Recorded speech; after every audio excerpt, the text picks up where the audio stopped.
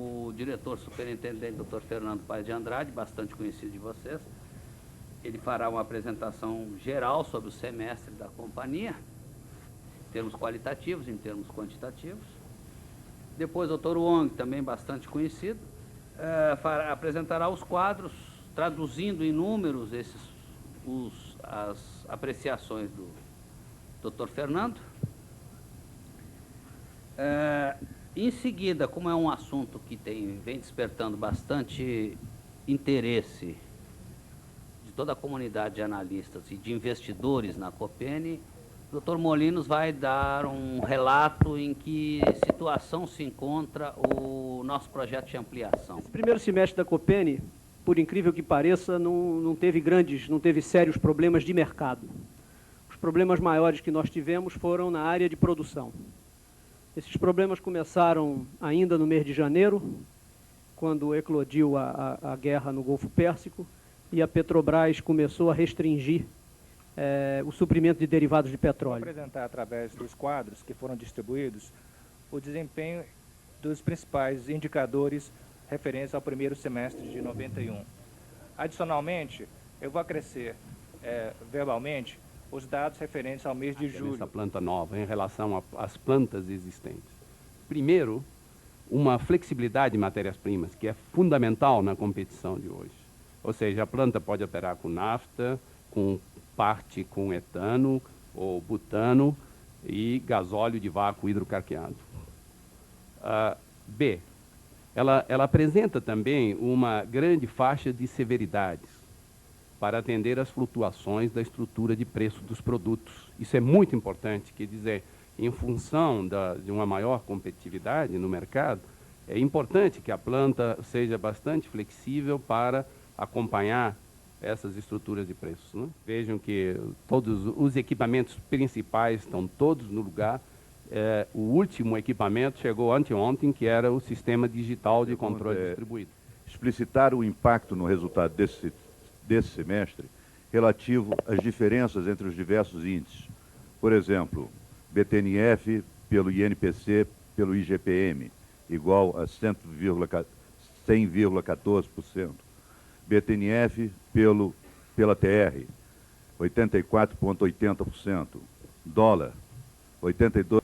Esse descasamento de índices provocado pelos índices, particularmente do INPC de fevereiro e março, em relação aos outros índices, ele causou um crescimento do resultado, na medida em que os índices que corrigem o permanente foram superiores aos índices passivos. Ou seja, se não tivesse havido esse descasamento, o resultado teria sido um pouquinho inferior.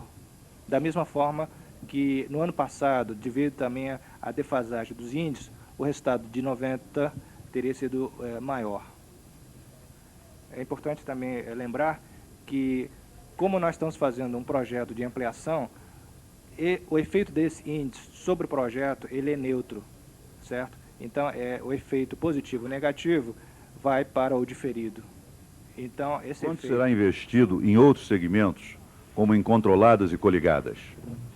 Bom, nós devemos investir no segundo semestre algo como 14 milhões de dólares em controladas e coligadas. Uma boa parte é intimamente ligada ao próprio projeto de expansão. Essas empresas são Etenoduto, que é Etenoduto Limitada, é uma empresa, Cetrel, que é a unidade de controle do meio ambiente, e Tegal, que é armazenamento de gases, e por último nós temos aportes de capital na Coperbo, esse é 100% financiado pelo BNDES. Nesse total, a soma desses 4 itens, 14 milhões de dólares no Numa segundo perspectiva de mais longo prazo, como estão vendo o mercado a partir do start do novo projeto? Mesmo que a economia volte a crescer, nos parece claro que a demanda na segunda geração não acompanhou o crescimento da oferta, tendo em vista os projetos em andamento. O que poderia acontecer?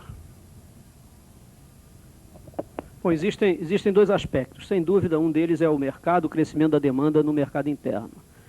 Durante todos esses anos, a indústria petroquímica brasileira tem adaptado as suas exportações ao volume de vendas no mercado interno. Toda vez que o mercado interno sofre algum problema de redução de demanda, as empresas petroquímicas têm conseguido, de uma maneira geral, quase que todas elas operar próximo ou muito próximo ao nível da sua capacidade instalada. Isso, então, tem a ver um pouco com o mercado interno, mas o mais importante, ao longo de todos esses anos de operação da Copene, tem sido a capacidade dos nossos clientes processarem as matérias-primas que a Copene produz. Porque, de uma maneira ou de outra, ou eles vendem no mercado interno, ou, com margens menores, evidentemente, eles exportam produtos de segunda geração. De uma maneira geral, então, o mais importante para nós é a existência de capacidade de transformação ajusante nos clientes de segunda geração, capacidade de transformar os produtos petroquímicos básicos que a Copene produz. Os meus parabéns em nome de toda a classe, a Copene, por se manter com essa transparência, comparecendo às nossas reuniões anualmente, na época de vacas gordas e na época de vacas magras. A empresa está de parabéns. Muito obrigado por essa...